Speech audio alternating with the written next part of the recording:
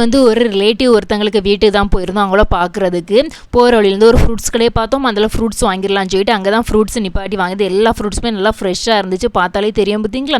அதில் ஃப்ரூட்ஸ் எல்லாம் வாங்கிட்டு அவங்க வீட்டுக்கு போய் அவங்களையும் பார்த்துட்டு ரிட்டன் வந்து கிளம்பியாச்சு. ரிட்டன் வந்து அம்மா வீட்டு தான் வந்திருந்தோம். அம்மா வீட்டு பக்கம் வந்து ஒரு ஆட்டோக்காரங்க வந்து மீன் கொண்டு வந்திருந்தாங்க. எல்லாமே நல்லா ஃப்ரெஷ்ஷாக இருந்துச்சு. சாலை நெத்தியில் தான் வச்சுருந்தாங்க. நிறைய வச்சுருந்தாங்க. 50 ரூபாய்க்கு சாலை, 50 ரூபாய்க்கு நெத்திலையும் தாங்கன்னு சொல்லியிருந்து அதில் எனக்கு தான் எடுத்து வச்சுக்கிட்டு இருக்காங்க. நான் நிறையாவே இருந்துச்சு. நெத்திலாம் கழுவ முடியாது, அவ்வளோ நிறையா இருந்துச்சு. அப்புறம் வந்து ரிட்டன் கிளம்ப வழியில் வந்து சூரை மீன் வச்சுருந்தாங்க. சூரை வந்து 200-250 ரூபான்னு சொல்லியிருந்தாங்க. பெரிய சூறையாகவே இருந்துச்சு. அதில் நாங்கள் ஃபைனலி வந்து வேறம் பேசி வந்து 150 ரூபாய்க்கு இந்த சூரை வாங்கியிருந்தோம். லாபமாக நஷ்டமானு சொல்லுங்கள். அப்புறம் வந்து சூரையை வந்து இனி சாலை நேரத்தில் கழுவுனா வந்து நேரம் ஆயிரம்னு சொல்லிட்டு சூரையை வந்து குழம்பு வச்சிடலான்னு சொல்லிட்டு அதுக்கு தான் மசாலா ரெடி பண்ணியிருந்தேன். தேங்காய், அப்புறம் வந்து சின்ன வெங்காயம், வத்தல் எல்லாமே போட்டு வறுத்து அரைச்சி மசாலா குழம்பு மாதிரி தான் ரெடி பண்ணியிருந்தேன்.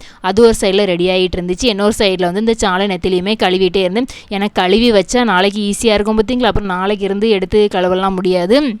அதில் வந்து அது ஒரு சைடில் கழுவிட்டு இருந்தேன். இன்னொரு சைடில் வந்து சூரை குழம்புமே வறுத்து அரைச்சி வச்சு சூப்பராக ரெடி ஆகிடுச்சு. அப்புறம் வந்து நெத்தலியில் கொஞ்சம், சாலையில் கொஞ்சம், அப்புறம் வந்து இந்த சூரை 2-3 துண்டு எல்லாம் சேர்த்து போச்சு. கொஞ்சம் பொரிக்கவுமே செஞ்சாச்சு. நான் பொரிச்சு வச்சுருக்கோம் பார்த்தீங்களா.